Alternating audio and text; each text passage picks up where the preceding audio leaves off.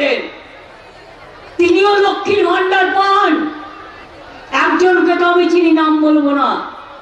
আর এখানে যিনি দাঁড়িয়েছেন, ইংরেজদের আমলে যখন যুদ্ধ চলছিল তখন আমি সিরাজউদ্দৌলাকে বাংলার লোক সমর্থন করে, মির্জাফরকে করে না।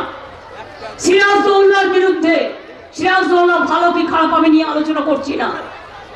যে লোকটা লর্ড ক্লাইভের বন্ধু হয়ে দাঁড়িয়েছিলেন বাংলার স্বাধীনতা যুদ্ধকে খতম করার জন্য, সেই নামটাকে নিয়ে এসে মোদিবাবু আপনি কি ইতিহাস ভুলে গেলেন?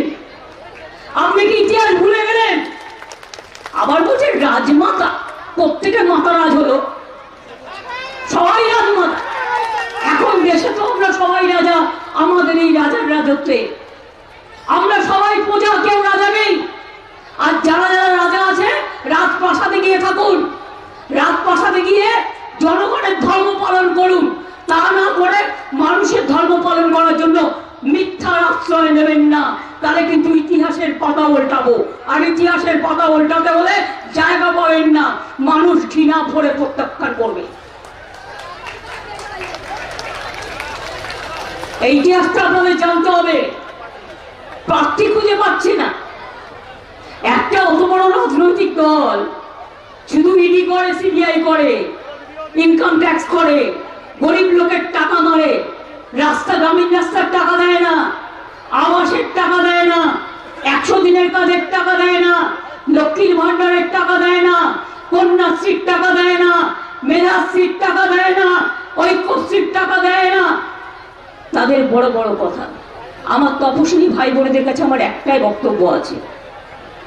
আমি শুনেছি আপনারা ওদের কথা শুনে ওদের মিথ্যা প্রচারে একটু বিভ্রান্ত হন কখনো কখনো। আমার তাতে কোনো রাগ নেই, আমি আপনাদের শ্রদ্ধা করি। আমি শুধু বলি, মতুয়া ঠাকুর কি করেছেন? তারা বড় মা যখন বেঁচে ছিলেন তার চিকিৎসা কে করাতো 15 বছর ধরে? আমি করাতাম। মতুয়া বাড়ি সাজিয়ে দিয়েছিল কে? আমি সাজিয়ে দিয়েছিলাম। মতুয়াদের কলেজ কে তৈরি করেছে? আমি করেছি।